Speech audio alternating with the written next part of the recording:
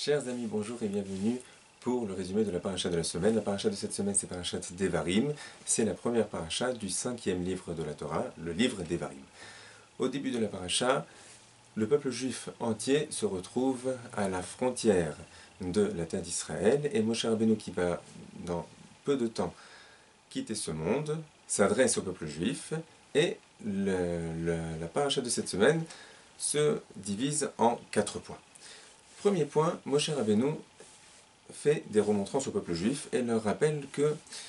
à l'origine, ils devaient sortir de la terre d'Égypte et rentrer très rapidement sur la terre d'Israël, mais que, puisqu'ils ont cru la mauvaise langue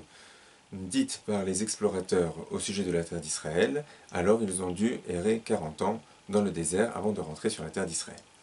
Deuxième point, la paracha nous rappelle que lors de leur rapprochement vers la terre d'Israël, le peuple juif a rencontré 3 peuples, le peuple d'Esav au sud de la terre d'Israël, le peuple de Moab au sud-est de la terre d'Israël et le peuple de Ammon au-dessus du peuple de Moab, tout ceci en dehors de la terre d'Israël. Et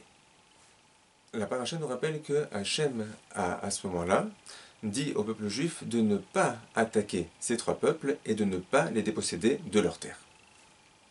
Troisième point, la paracha nous rappelle que, outre ces 3 premiers peuples, le peuple juif a aussi rencontré 2 autres peuples.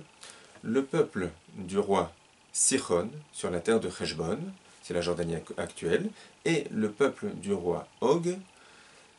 qui se trouvait sur la terre de Bashan, c'est la Syrie actuelle. Et au sujet de ces 2 peuples, la paracha nous rappelle qu'Hachem a demandé au peuple juif de, oui, faire la guerre avec eux, et de, oui, les déposséder de leurs terres, et ces 2 terres sont devenues possession du peuple juif. Quatrième point de la paracha,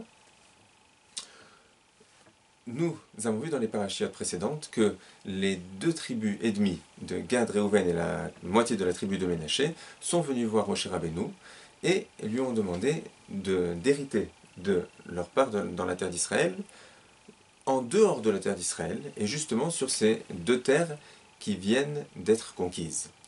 Moshe Rabbeinu leur a répondu que s'ils viennent faire la conquête de la terre d'Israël avec les autres tribus, alors il acceptera de leur donner ces 2 terres-là comme héritage.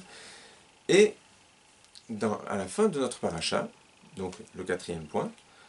eh bien, Moshe Rabbeinu leur précise que s'ils respectent leur parole,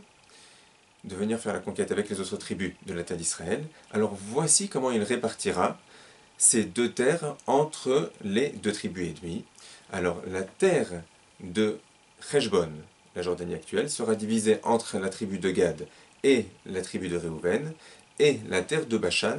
une partie de la Syrie actuelle, eh bien elle sera donnée à la moitié de la tribu de Ménaché. Mes chers amis, un excellent Shabbat Parashat Devarim.